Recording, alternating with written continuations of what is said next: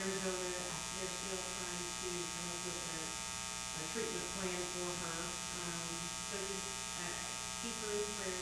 She's getting a little frustrated, but she's doing better than she was. Martha Hedrick here. And John Jones. Here. Tom Clapton. Alicia Nolan is here today. Ricky Reed. Here. And Wallace here. And West. And then so we have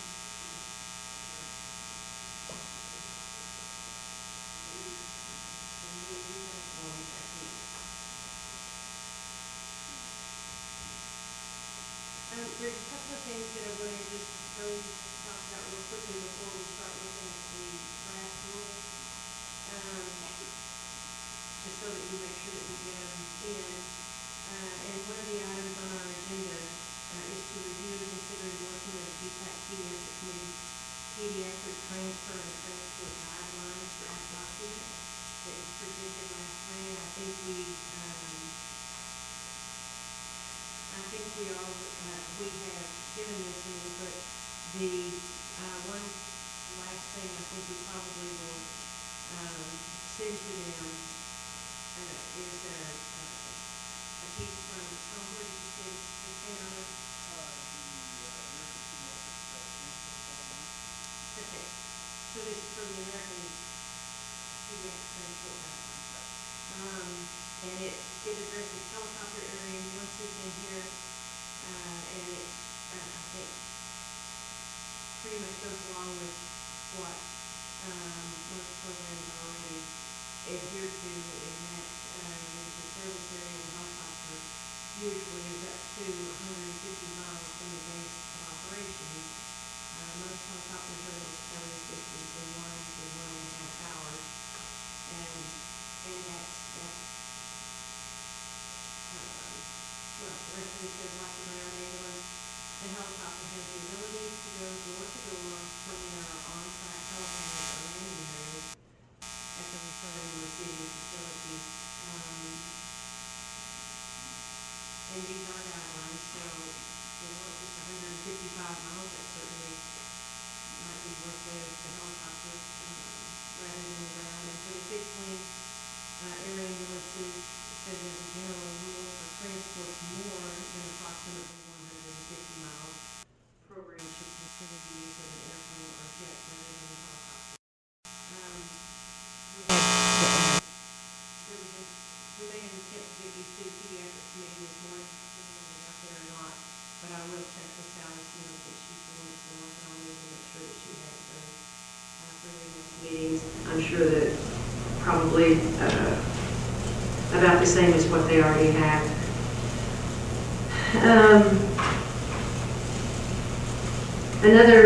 Item number 4 on our agenda is to discuss the concerns raised at the August GTAC meetings regarding problems with their medical subscriptions, costs, and service provisions. We went through the list of things that we were given as concerns, and when we discussed those at our last meeting, I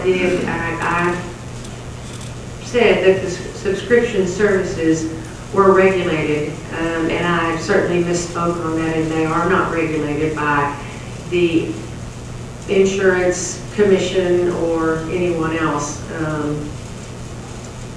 other than ourselves, I guess. And I guess what I was thinking about was a long time ago when the subscription services were first starting, we did send that to the insurance commission board for them to look at and look at regulation, and they sent it back and said that they did not want to do that. I went back and looked in my old notes, and that's what I had in there. We addressed all of the other concerns, so there's nothing else really with that. But I did get an email asking about the regulation on that, so I wanted to make sure that I addressed it today, make sure everybody knows that that is not regulated by the insurance commission.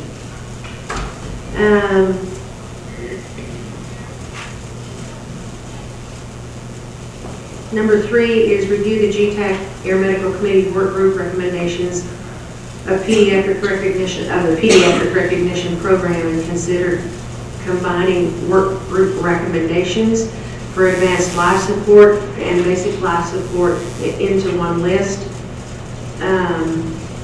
Do we have any further recommendations than what we had at our last meeting?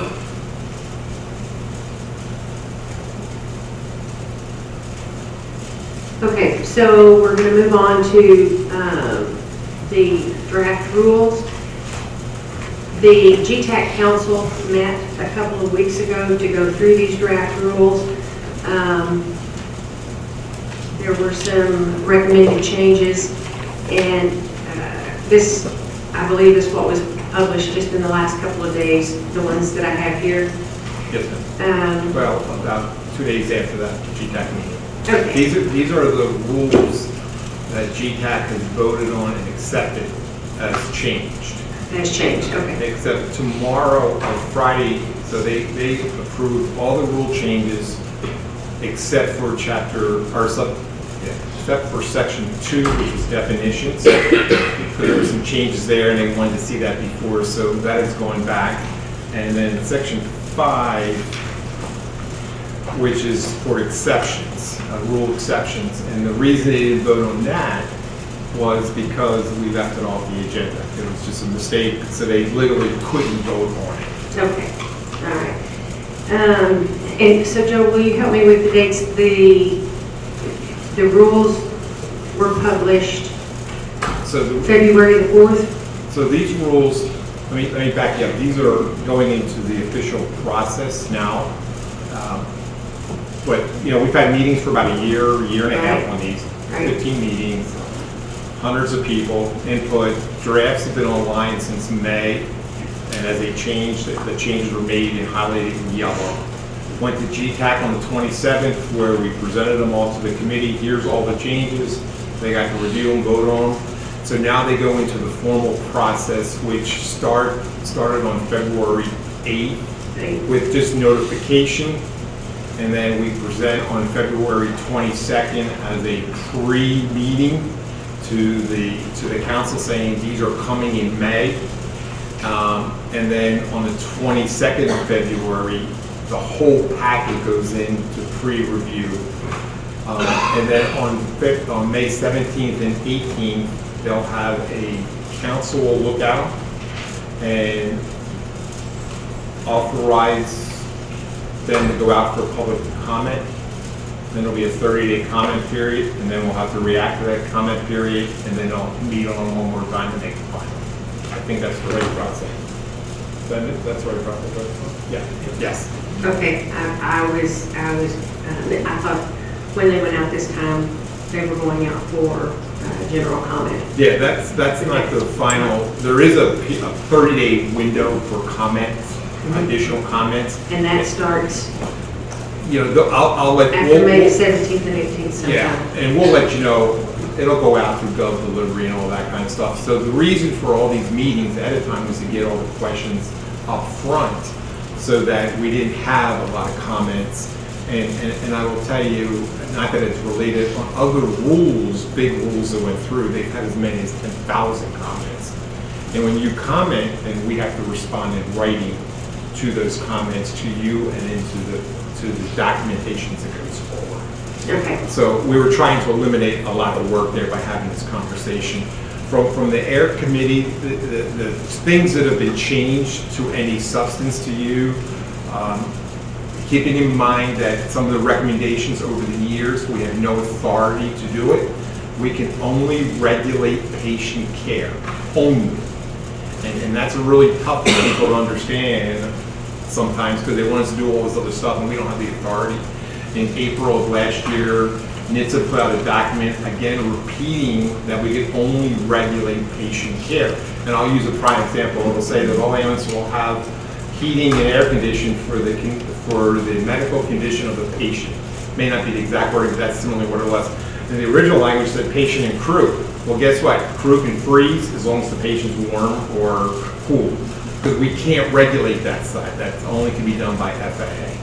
The other things that we added into it was that the vehicle has to be airworthy, and it just gives a citation that you would get from the FAA that your vehicle is airworthy.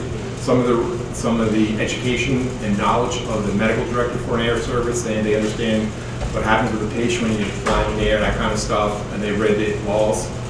And the insurance requirements in the past, there was three different, it was an A, B, and C, so you had to carry the following liability insurance. That's been removed because you already have to do it under FAA requirements, and we don't have the authority to say that, so we pulled that out.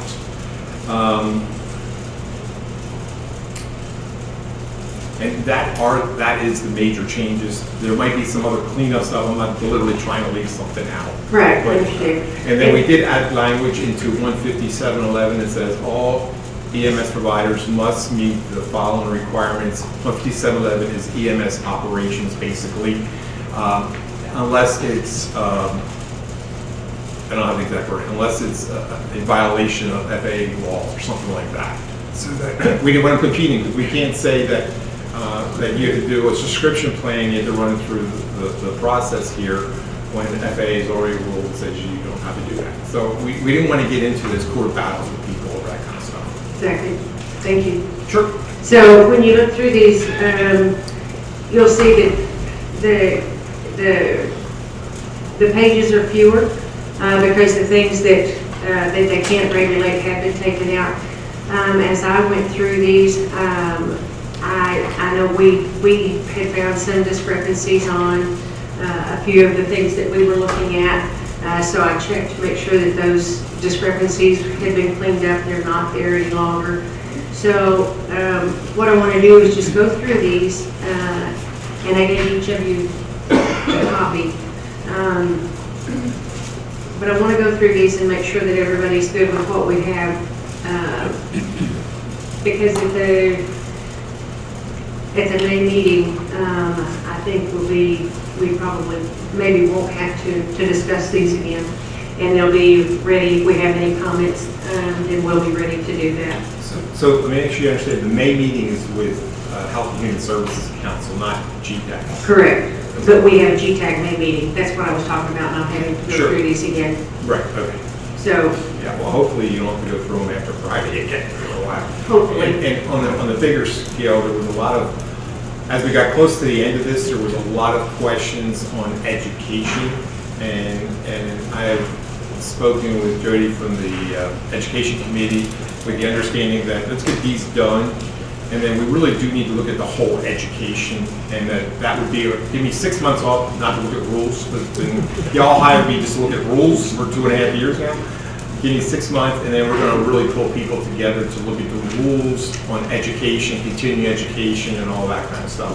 And I'll use the prime example, not that I don't know what we're changing or anything like that, but when you look at the education, the continuing education requirements, are we just maintaining what they already know, or is it really continuing education, expanding their knowledge? And somebody that runs, if I run 5 calls a year, should my continuing education requirements be the same as somebody who runs 10 calls a shift? And so we need to look at all of that. Is there a way to give credit for the amount of experience you have out on the street in a system that has a QA process and all that kind of stuff? So I think there's a lot of good work to do with education. We just can't get it done in this batch of rules going through. This is huge enough, 15 chapters going, 15 sections going forward. Sure. Well, and we certainly appreciate all the work. But we appreciate all the work that's gone into this. Tremendous amount of work across the board, across the state.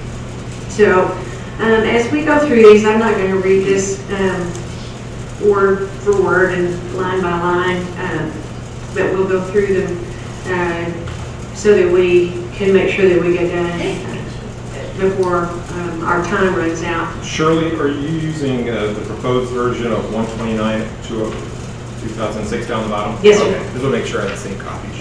Okay. That was the latest one. Yes, ma'am. And that is on our website currently. Okay, so and we'll start with 157.12, the rotor wing air ambulance operations.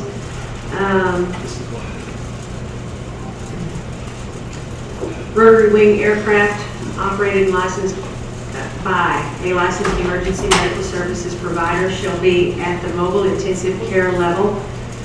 Persons or entities operating rotary wing air ambulances must direct and control the integrated activities of both the medical and aviation components.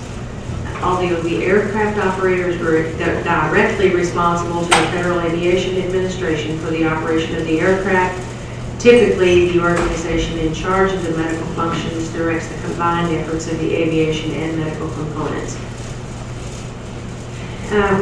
When being used as an ambulance, the helicopter shall be configured so that medical personnel have access to the patient in order to begin and maintain basic and advanced life support.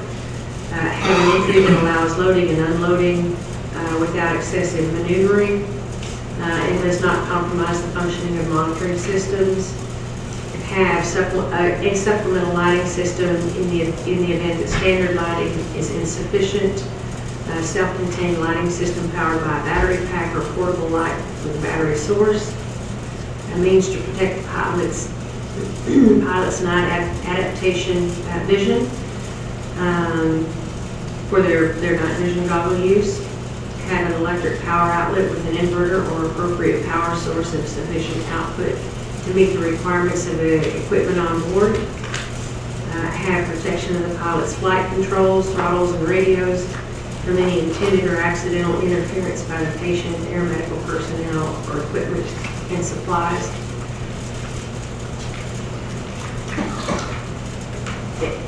Anytime you have anything you want to stop and look at, please let me know.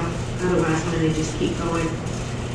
Have an internal medical configuration located so that the air medical personnel can provide patient care consistent with the scope of care of the air medical service, to include space necessary to ensure the patient's airway is maintained and provide adequate ventilatory support. Those aircraft with gaseous oxygen systems have equipment installed so that medical personnel can determine if the oxygen is on by inline pressure gauges. Aircraft using liquid or gaseous oxygen should have equipment installed with each gas outlet clearly marked for identification, with oxygen flow capable of being stopped at the source, so the measurement of liter flow and quantity of oxygen remaining is accessible to the air medical personnel while in flight. Hangers, hooks, available to secure IV solutions in place or mechanism to provide high flow fluids if needed. All IV hooks shall be padded, flush mounted to prevent head trauma. I'm not sure why we even truly still have that one in there, because I don't know of any air medical service that doesn't wear a helmet. But somebody could come along and decide they're just going to wear a headset, I guess. No glass containers, provisions for medications which allows for protection from extreme temperatures, secure positioning of cardiac monitors, defibrillators, and external pacers so that the displays are visible to the medical personnel. At this point, I'd like to propose adding an F to here for consideration, that specialized medical equipment that's not routinely used or carried by the provider, for example, balloon pumps, impellas, ECMO, Arctic Sun, or sending facility IV pumps, that equipment is adequately secured with adequately engineered and approved brackets to prevent injury to the patients during flight.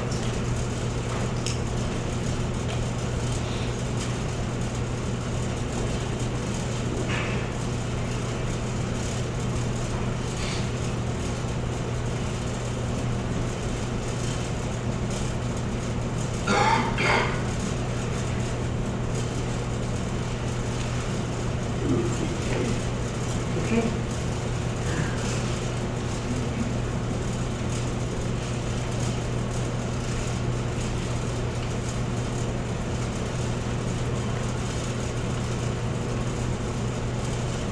So to make a minor change, would it make more sense, so we don't have to go through this with GTAC again, say secure position of all equipment so displays are visible to the medical personnel? and take out monitor and defibrillator and external pacers. And I think that would be perceived more as a technical cleanup instead of adding it. If we add F, it's now a new item, and it really should go back through GTAC to be approved. And I think where this is coming from is that this is specialized equipment that is not routinely carried by air providers, and therefore there are not brackets that are already in place in the aircraft to properly secure them.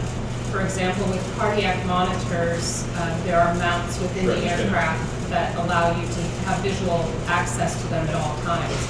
However, with equipment that is not carried routinely, for example, the ECMOs or the balloon pumps, just putting them in an aircraft and setting them in there or seat belting them in there can be a harm to that patient in the event of turbulence, rough landing, etc. So what you'll need to do is to put that in a formal response from this committee to the office, and then we'll figure out if we can put it in before or have to wait till the 38 comment period. Okay, all right. And I don't disagree with what you're saying there. I was just trying to switch it from an addition is going to be adding new stuff. If we could somehow modify it later. Yeah, and it's the security of that equipment that is the consideration. So totally agree. Yep. Okay. Thank you.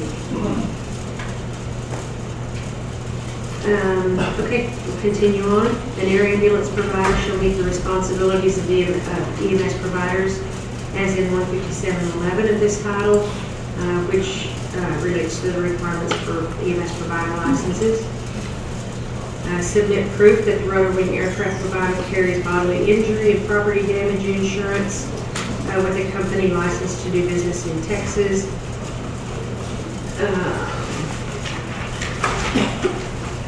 And that those amounts shall ensure that each aircraft shall be insured for the minimum amount of $1 million for injuries to or death of any one person arising out of any one incident or accident, and the minimum amount of $3 million for injuries to or death of more than one person in any Those are the incident. deleted. I'm sorry? These are the deleted. Yeah. If they're bold and black, that means they're being deleted. Yep. Those are the ones that they can't, that they can include it in their. We're removing it. So, sorry.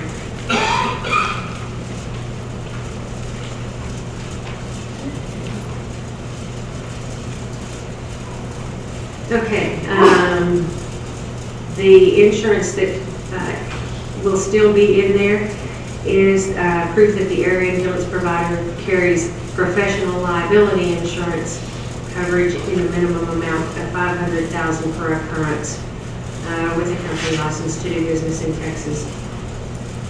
Submit a list of all aircraft with registration number or the N number for the helicopters in possession of the provider. Submit a letter of agreement that all helicopters shall meet the specifications of subsection B of this section. And if the aircraft is leased from a pool, allow visual and physical inspection of each aircraft and of the equipment to be used on each vehicle for the purpose of determining compliance with the vehicle and equipment specifications within this section.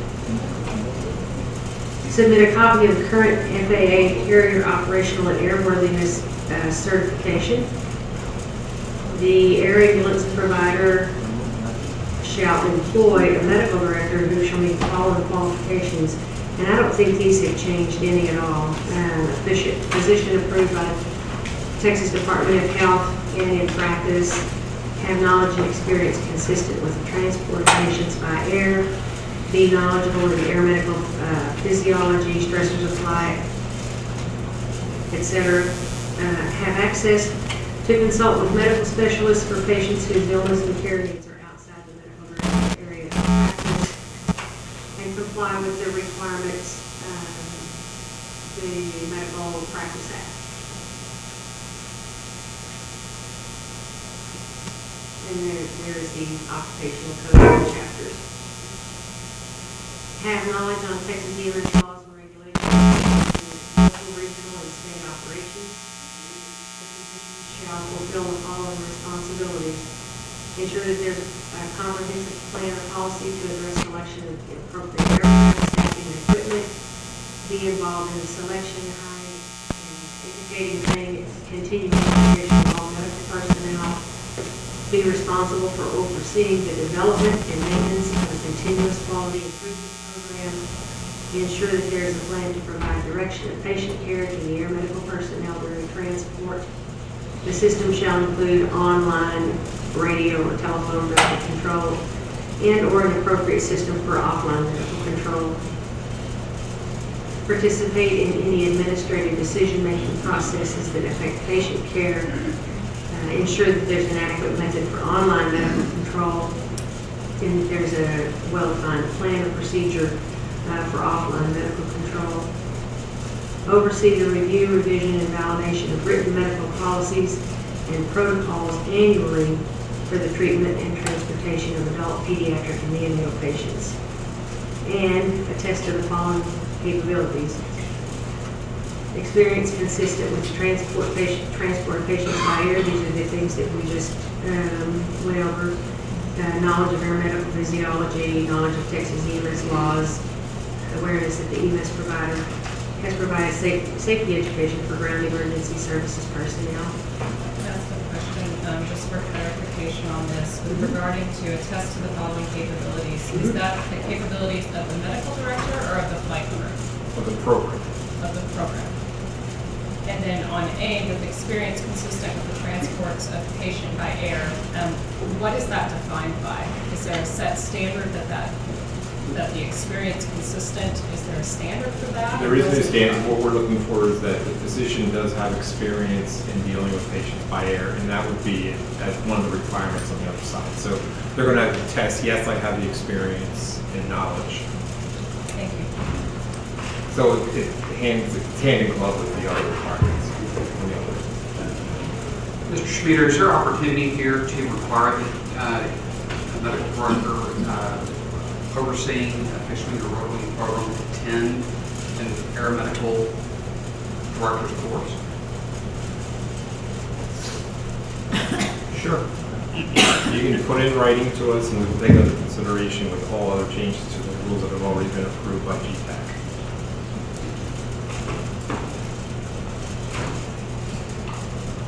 Okay, next page.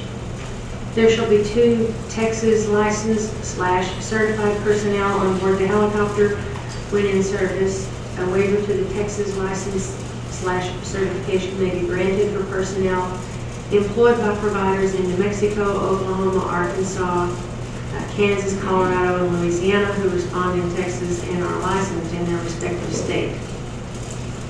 And that was an add-on of Kansas and Colorado because of a request from the Panhandle that they're coming down here.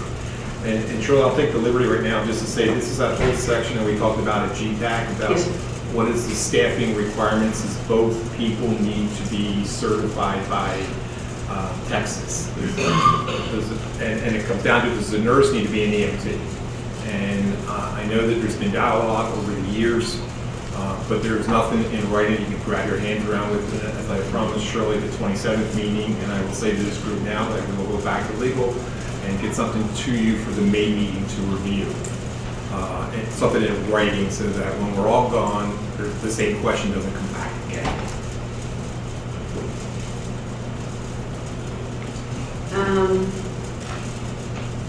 When responding to an emergency scene, at least one of the personnel shall be a paramedic. And when responding for an inter-facility transfer, at least one of the personnel performing patient care duties should be a certified or licensed paramedic, registered nurse, or physician. And this was the, what we were talking about, that we talked about it at our meeting on the 27th. So, and we did have a pretty good discussion on that and the interpretation of that. That's what Joe's going to have us something from legal at our next meeting on to clarify that. And that would be that the second caregiver on the primary caregiver on an inter-facility has to be a paramedic or a nurse, or a physician. Correct. Right. Okay. And Shirley, and I'm trying to make more work for the committee, but if we want to make sure I'm asking the right question, why not give me something in writing asking me the question exactly as you want it answered? Does that make sense to you? I really do believe I understand the question, but if we want to make sure that there's no doubt that I'm getting the right answers, you're more than welcome to, forward a letter to me, and then we'll answer the question like we did the last time, about a year and a half ago. Whatever's your choice.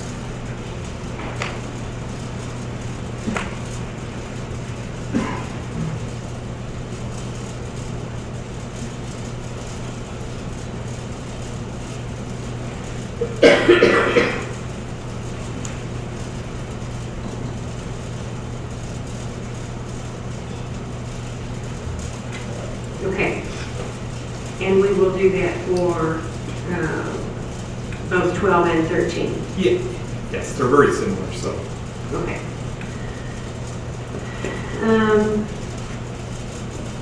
So I'm not going to, there's just a few more little pieces of that that will be taken care of with our clarification from Joe at our next meeting.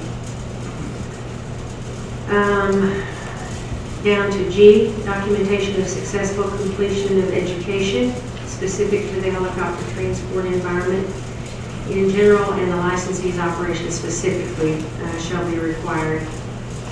The curriculum shall be consistent with the DOT Air Medical Crew National EMS standards or equivalent program, and each attendance qualification shall be documented.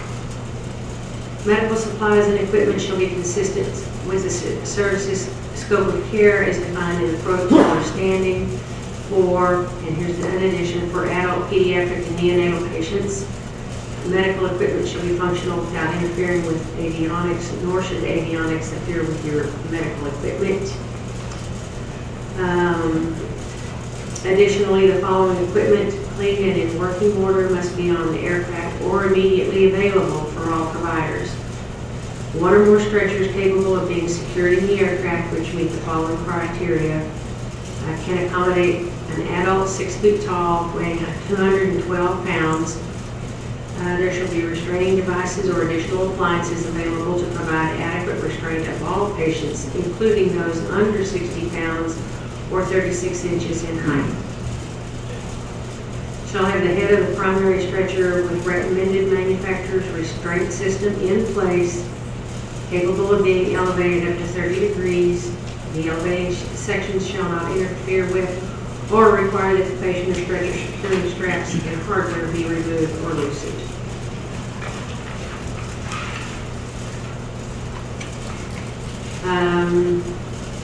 Shall be sturdy and rigid enough so that it can support cardiopulmonary resuscitation.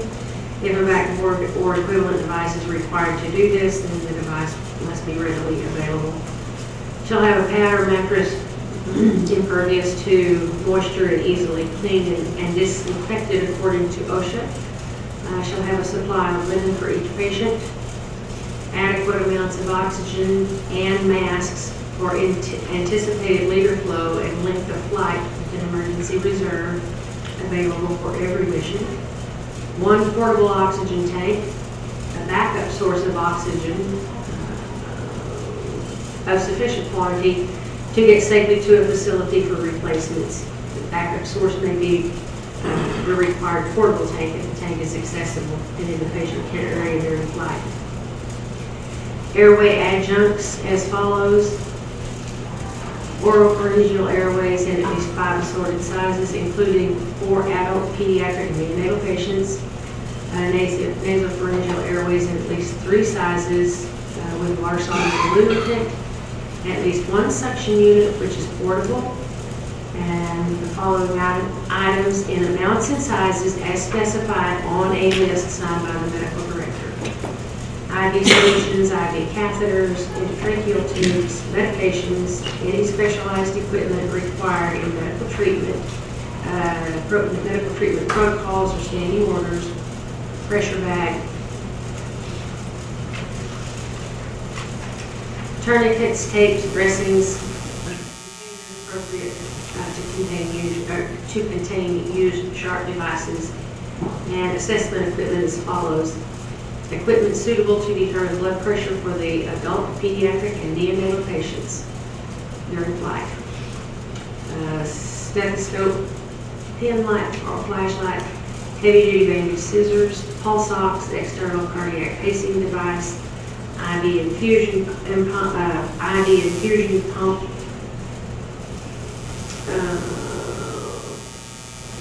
bandages and dressings as follows. Sterile dressings such as 4x4s, abdominal or ABD pads, bandages such as Curlex and Fling, and tape in various sizes. Containers and methods to collect, contain, and dispose of body fluids such as emesis, oral secretions, and blood consistent with OSHA bloodborne pathogens. You know, I'm going to really miss seeing the triangle bandages on this list.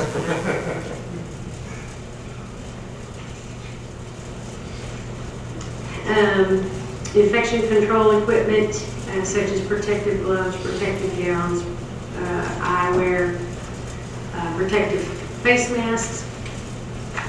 The National Institute for Occupational Safety and Health, NIOSH, approved N95 or greater, an approved biohazardous waste plastic bag to receive and dispose of used supplies, hand washing capabilities or antiviral towelettes, adequate trash disposal system, security of medications, fluids, and controlled substances, 12-lead cardiac monitor defibrillator, DC battery-powered portable monitor defibrillator with paper printout, quantity and type of drugs and specialized equipment is specified on the medical director's list, and permanently installed climate control equipment to provide an environment appropriate for the medical needs of the patient. What defines that appropriate environmental? I'm sure we're going to look at the protocols of what your medical director has presented and based on national standards. It'll be based off of some national thing. And yeah. We'll start hunting for those. I'm sorry? I said we'll start hunting for those. Yeah. Well, I mean, it'll be pretty obvious if we have a patient that's in a 32-degree area or 150 degrees. You know, my stomach tells me that we're probably doing the right thing already for the patient, so there was a need for somebody to have to say that. Yep. For this section, then I'm going to be getting additional language on the specialized equipment and a requirement for the medical director to take an air medical director's course. Is there such a thing? Yes, sir, there sure is. Mm-hmm. Is it much different than the regular medical director's course? It's sponsored by the industry, so it's specific to the airport transport environment.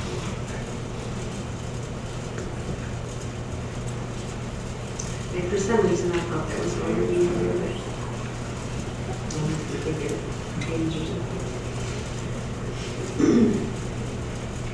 Anything else on that chapter? and then, no, and then just the letter Yep.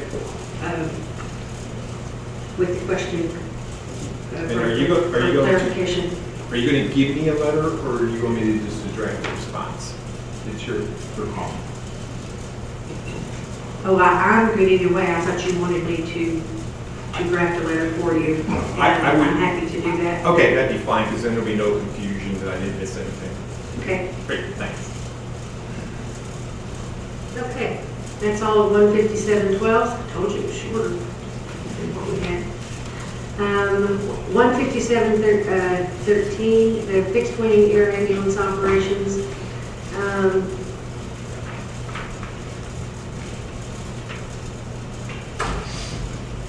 Fixed-wing aircraft operated by a licensed EMS provider shall be at the mobile intensive care level, same as the rotary.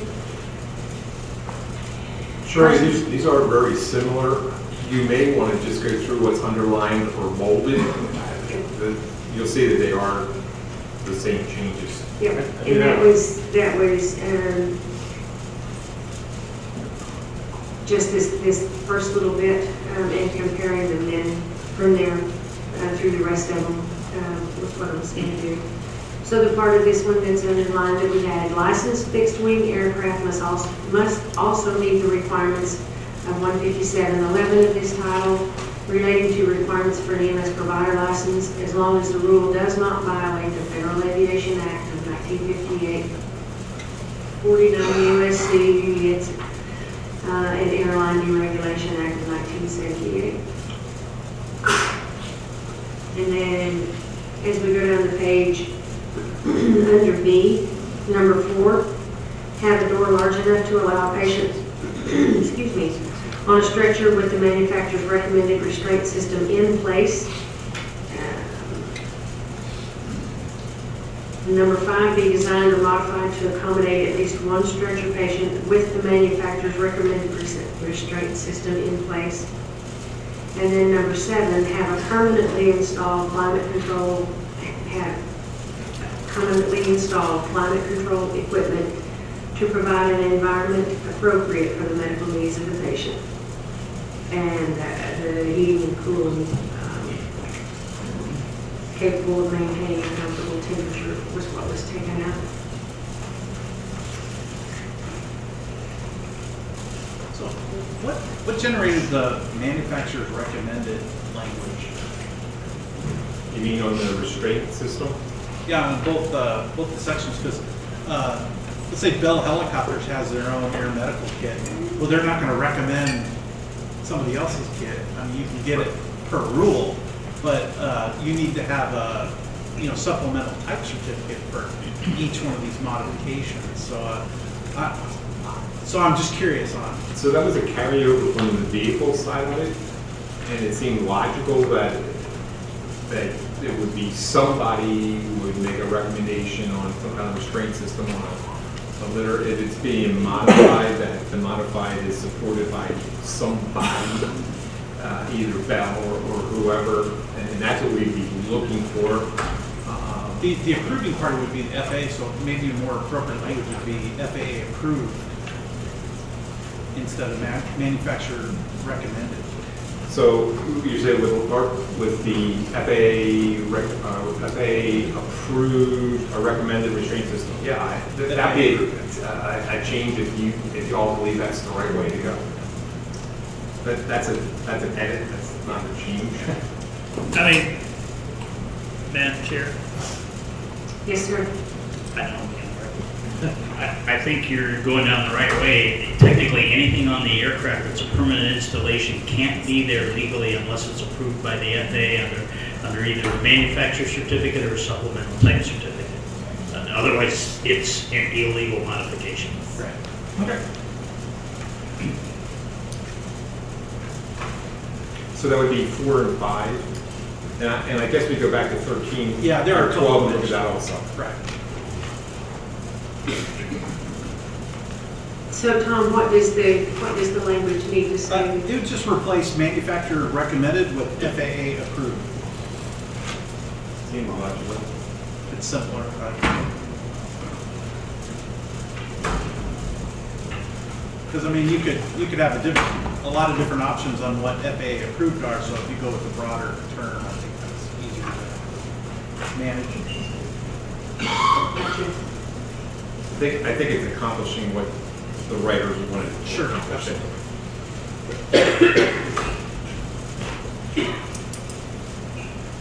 Okay.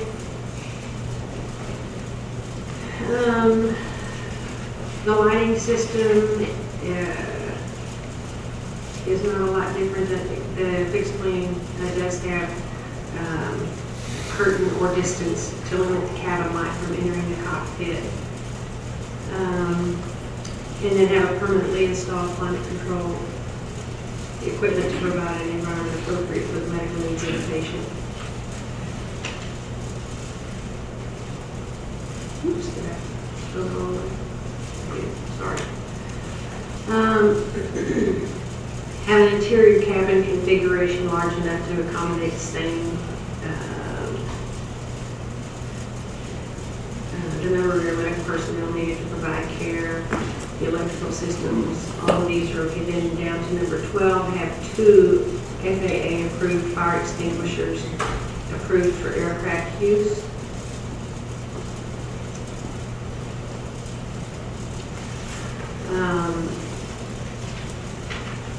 The operator shall be FAA certified as air taxi.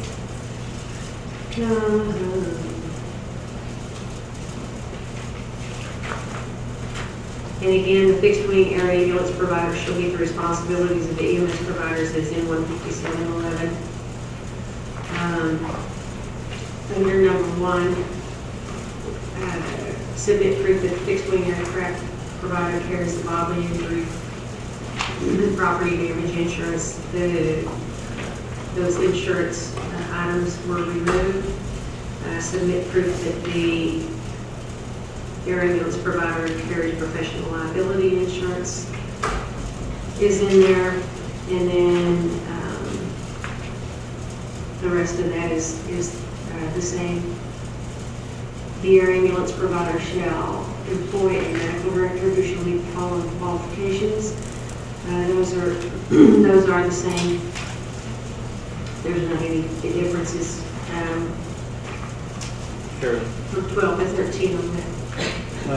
Going down from there to subsection F, the physician shall fulfill the following responsibilities. The language is slightly different in section 2 from 157.12 to 157.13.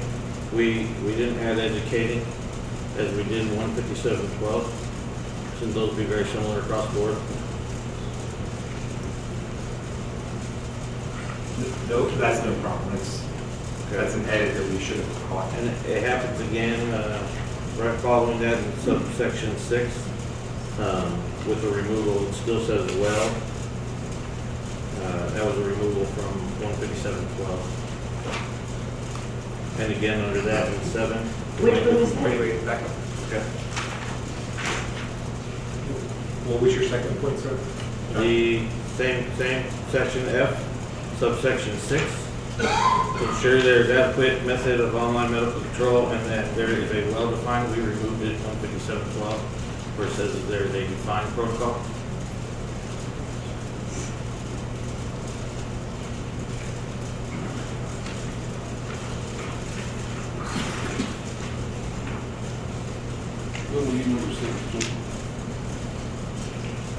And then same thing on number 7. We put oversee, review, revision, validation of written medical policies and protocols annually.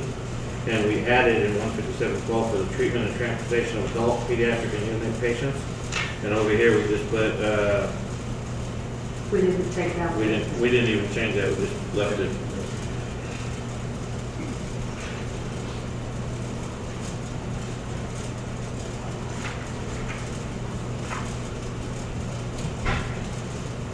And if you go up to E5, they differ on the shall comply with requirements of 22 TAC 197, and that's different in 57.12.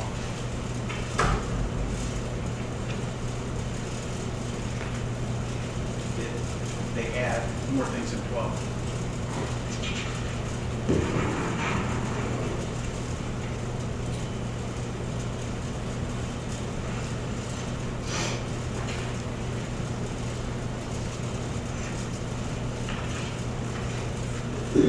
Will you be sure to mark those on your drafts?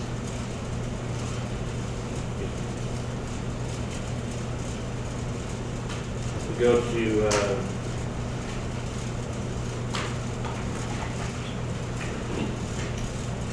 in 157.12, Are we back in 12 or 13 now? well, let's do this. On 157.13, under G, right below it on What subsection page? 1, What page? page 4. Okay. subsection 1 under G, documentation of successful completion of educating and training. In 157.12, we put documentation of successful completion of education and remove training specific to the helicopter. This one's to remove training specific to the fixed wing, or well, just remove training.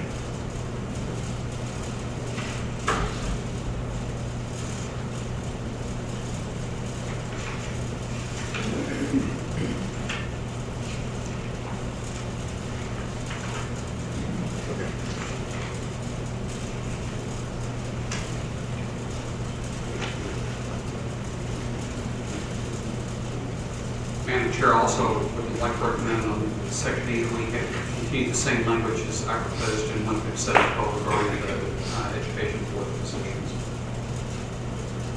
Okay, the medical director's course. Yes, ma'am.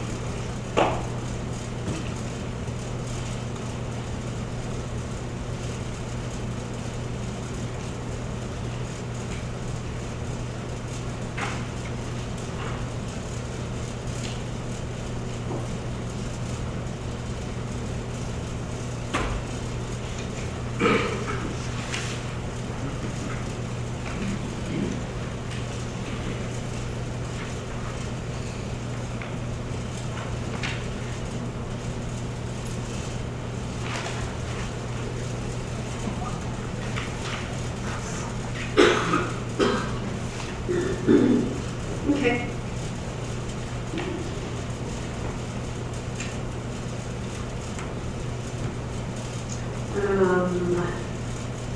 Continuing on then, look up the documentation of successful completion of education and training specific to the fixed wing transport environment.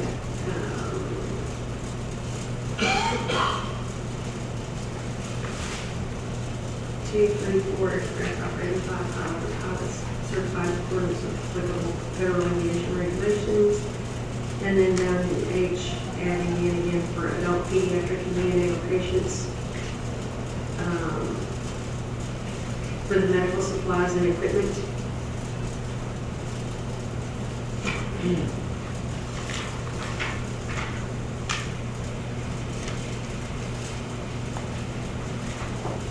And then one or more structures installed in the aircraft which meet the following criteria. That accommodate an adult 6 feet tall, weighing 212 pounds, except for a neonatal stretcher with recommended manufacturer's restraint system in place. I got the FAA one first. Okay. Which has been fitted with an isolate. Restraining devices or additional appliances available to provide adequate restraint of all patients, including those under 60 pounds or 36 inches. And then again, the head of the stretcher with recommended manufacturer's restraint system in place, and change that to FAA. Approved.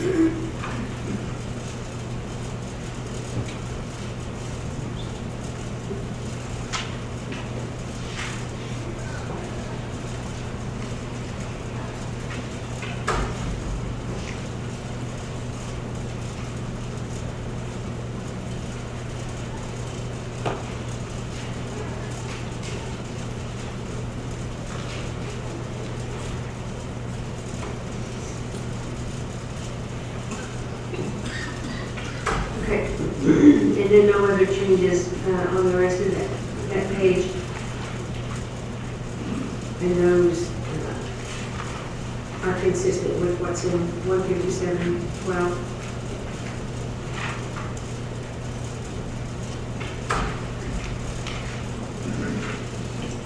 And on page 6, under number 4, the hand-operated DVM, again, added in pediatric and neonatal patients and removed pediatric and infant sizes. And then under A, right down, 2 lines down from that, adding in pediatric and neonatal patients and removing child and infant, just as we did. And then again, under 6A, that same thing. And those are consistent with what we did in 157.12.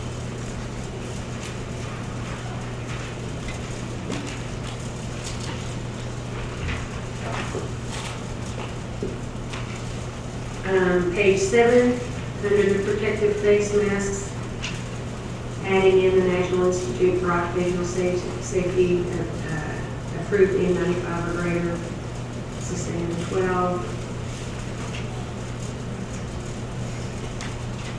And no other changes on that page.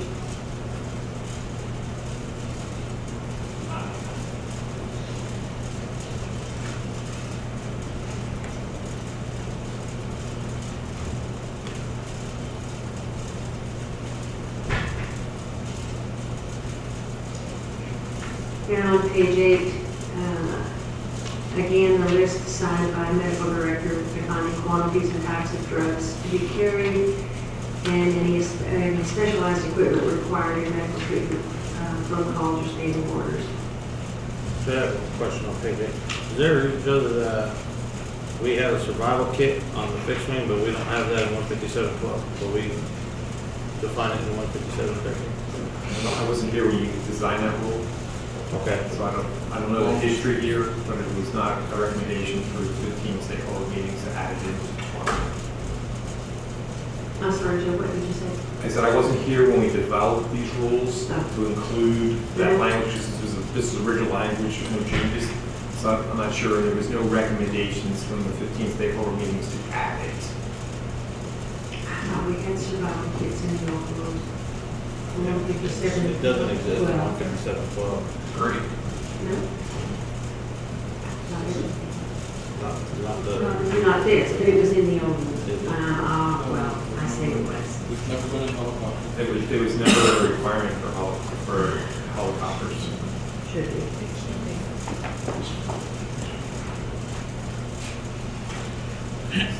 So that would be Number 14. 14, Number 14. A through G plus I.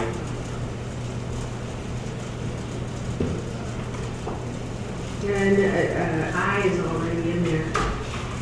to be, number 14, A through G. Oh, you're right, I is, sorry. I was thinking I was small. That's different. Okay, so it would be 14, A through G.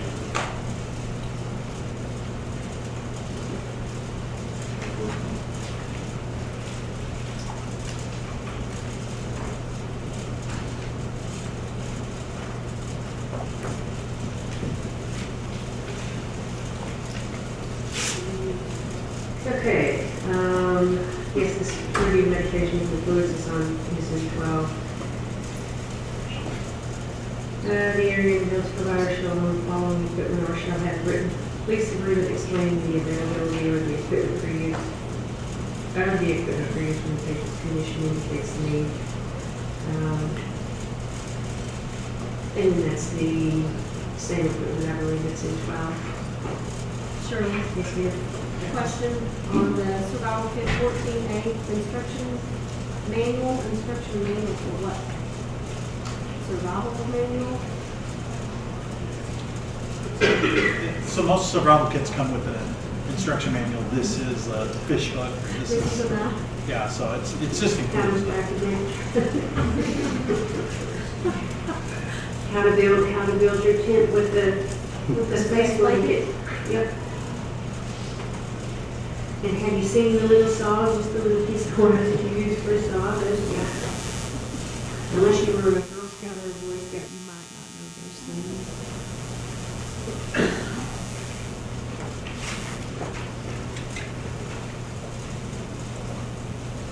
You okay?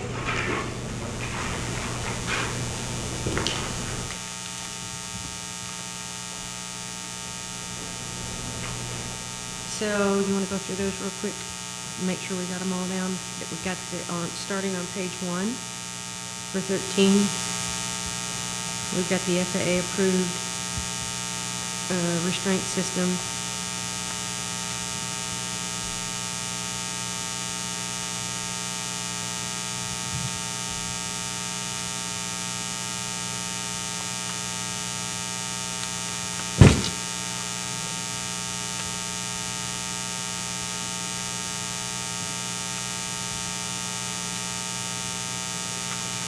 So I'm assuming then you would want that language about the specialized equipment in 12 to be carried over to 13? Okay.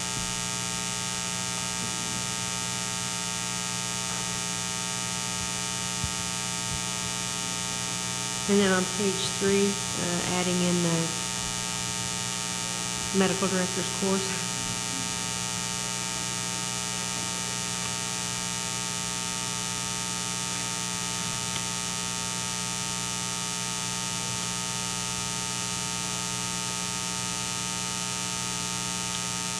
On page 4, under number 1, about halfway down the page where it says documentation of successful completion of education and training. Specific. And the other one just says education.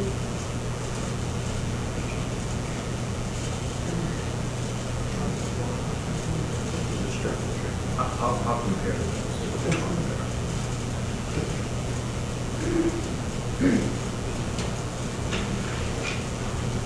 And then again on page 5, the FAA approved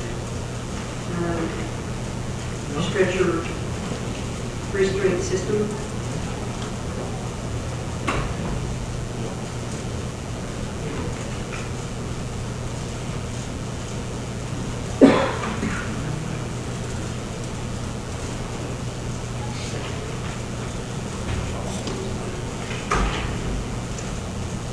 And then on page 8, the survival kit needs to be added to 157.12.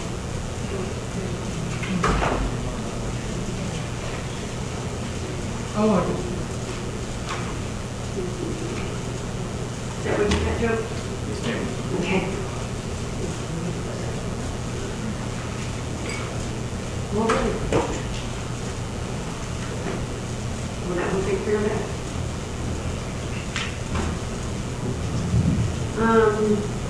So we can move on to general public comments. Shirley, I would ask you not to end the meeting until I talk to Dr. Greenberg. I'm sorry? Do not end the meeting until I finish talking with Dr. Greenberg. Okay, all right.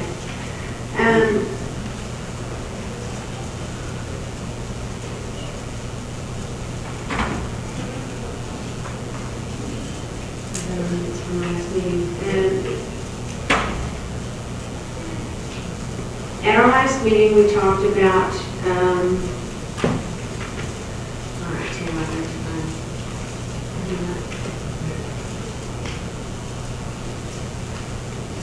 Thank you. At our last meeting, we talked about adding recommendations to the RACs to ensure that paramedical providers were incorporated into the continuous quality improvement process. Tim did a white paper for us. And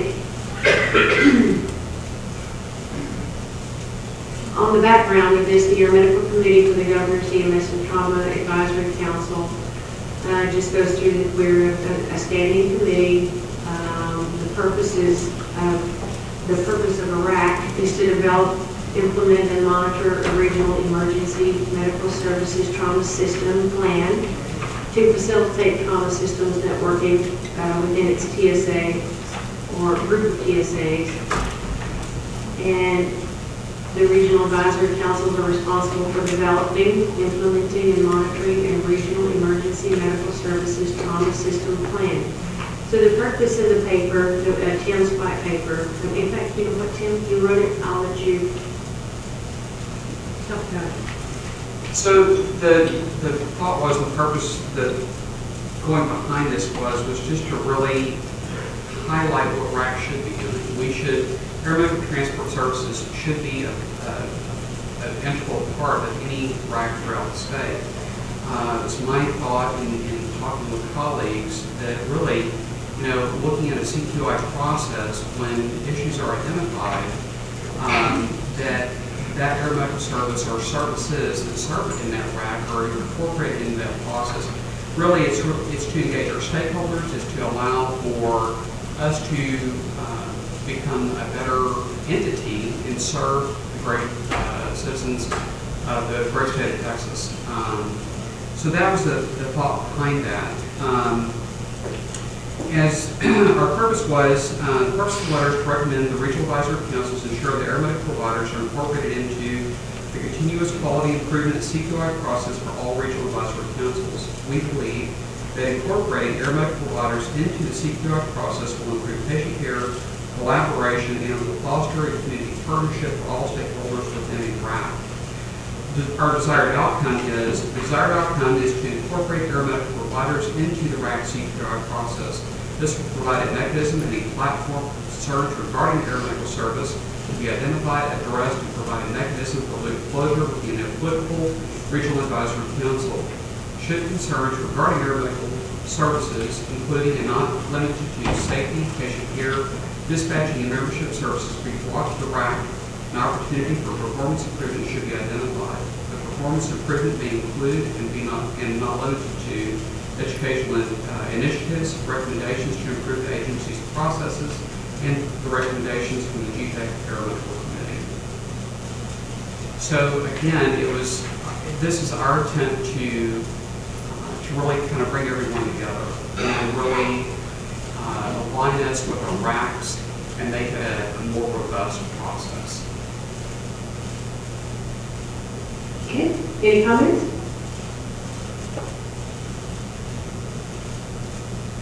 Tim, thank you for doing this. I'm not sure, I think, and I'm going to have to find out exactly what we need to do with this. I do know it needs to be presented to the RAC Chairs Committee, and we want to make sure that they understand that this is the process that we want to be better. We want to make sure that we're serving our RACs appropriately and as best we can. So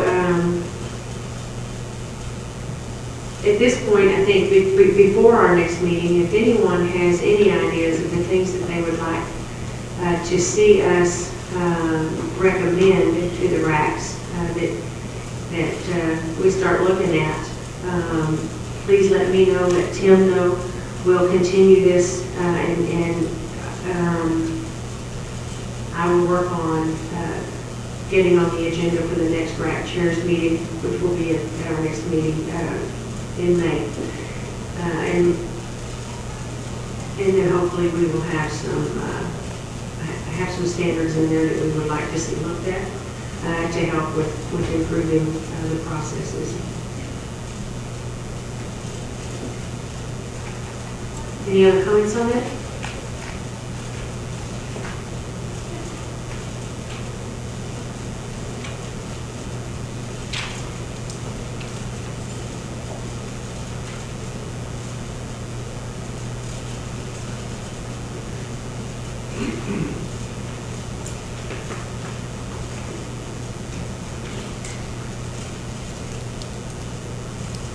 Any other general public comment?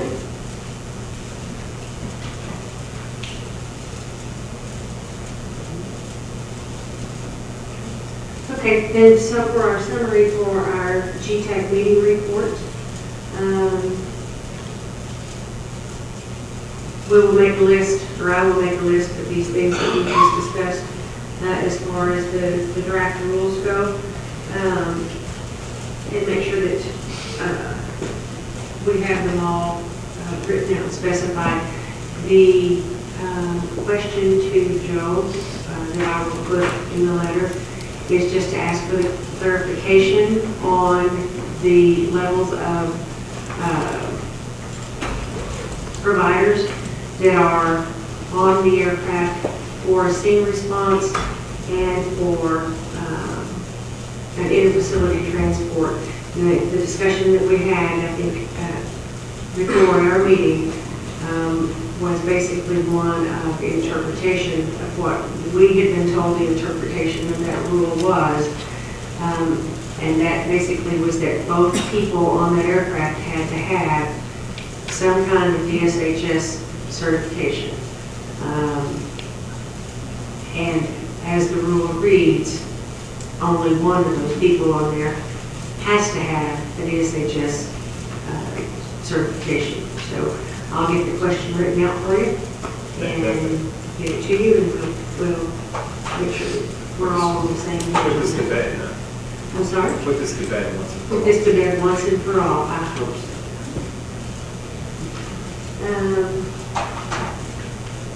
So Shirley, I talked about the Greenberg, and I'll take your comments, whatever, the language for the specialized equipment, I want to get that exact language that you have. I will go back to the office plan that were done and print the edited, the little changes, so that when GPAC looks at it on Friday, they can vote on it.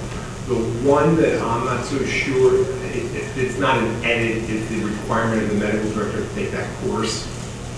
So I would recommend that probably should come in as a formal thing. Could we put that in as a recommendation and not a, or does that make a difference? So we'll have time to look at that, and then there's that 30-day period, I'm sorry, I keep saying 30, it's 40-day comment period, where you could formally put it in there. In the meantime, we can research it, because those requirements come from TMB, Texas Medical Board, not from us, about the medical command course and that kind of stuff. So we may not have the authority to demand that they take this course. Obviously, when you develop a rule, you have to have the authority to develop that rule. We may not be able to do that. Most of everything we suggest today are just edits. I can do that. I can highlight it for GPAC so that when they meet on Friday, they can vote on it with this additional language. But I don't want people to think that we're trying to sneak something through here. But that, and I can look at all of them again and see if there's anything there that would require additional time. And we still have the 40-day comment period on there. I think my concern about requiring the physicians to do that medical director's course, and I agree, it is a good idea, and it is, I hope it's a good course. But we have a lot of physicians that have not had that course, and we would have to set some kind of a time frame for them to get it. Where is it available? I mean, all of those things have to be worked out. But remember, you're not required to take a physician's course to be a medical director under 773 or 157, whatever. It is under 197.3, which is the medical board's rules. That says a doctor has to take it. So I don't know that we're going to have the authority, and we need to check with legal and all that. I don't have the authority to mandate that anything different for the air medical director. And I don't think we can get that done by Friday. We can, Come on, Dr. Green. that part won't happen by Friday. So when Joe and I talked about this, the cleanup type stuff, I think that's fine. I'll take a look at it with him. And since we are looking at the rules on Friday, we don't want to open everything up. And I don't think DSHS has the authority to mandate what the medical director takes. And we won't be able to get that answer for sure by Friday. So that's certainly something that we can look at.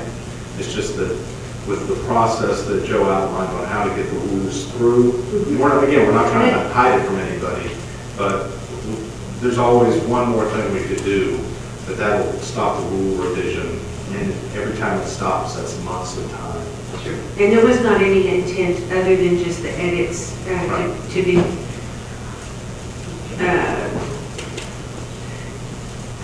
for anything to be done with anything except the small edits until that comment period opened further on down the road. So that's, I think we have plenty of time to look at that and see what we want to do with it. Thank you. Mr. Pickering. Thank you. I think we need to have a little bit of further discussion on FAA-approved restraints. I was not thinking about the tremendous scope, and Scotty has some very valid concerns, which I think apply to all of us, so we need to have a quick conversation. Okay. I just wanted to recommend that we reconsider the verbiage relative to FAA-approved restraint device, because the most common utilized devices like PDMate and the lack of a neonatal approved FAA system in the isolate would preclude us in violation of that rule if we don't. But the isolette is an approved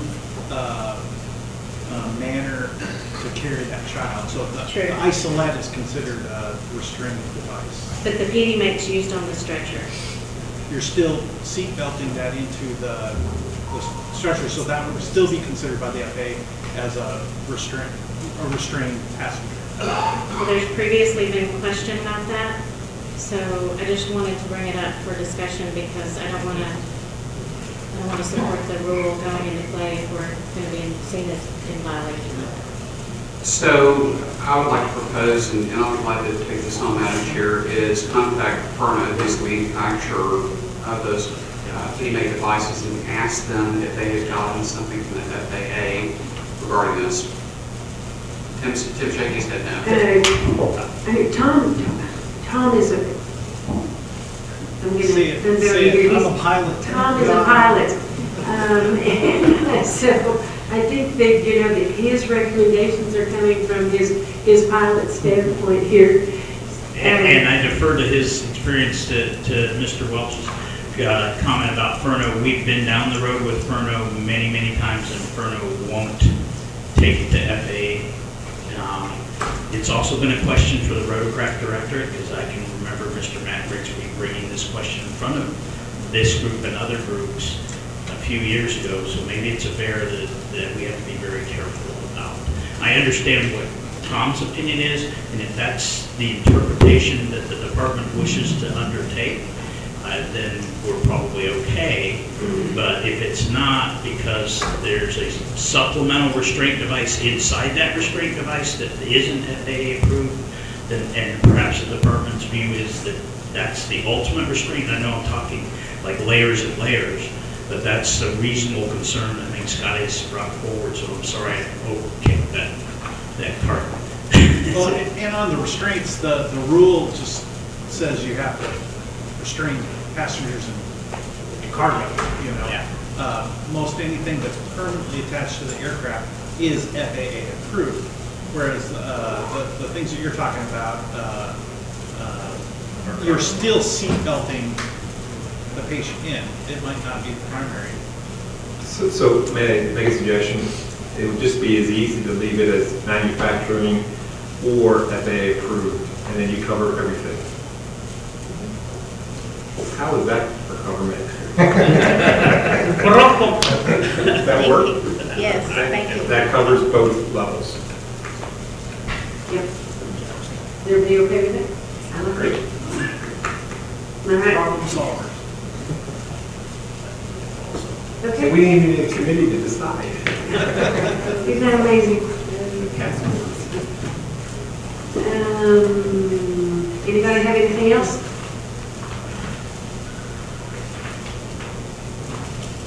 All right. Our next meetings are in May, and I have the dates on my calendar, but I can't say what they are off the top of my head.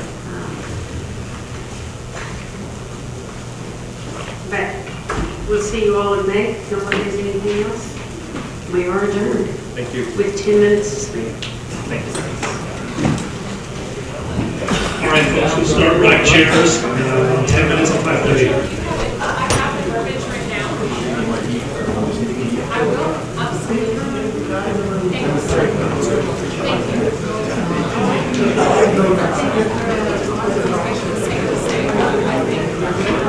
Thank you.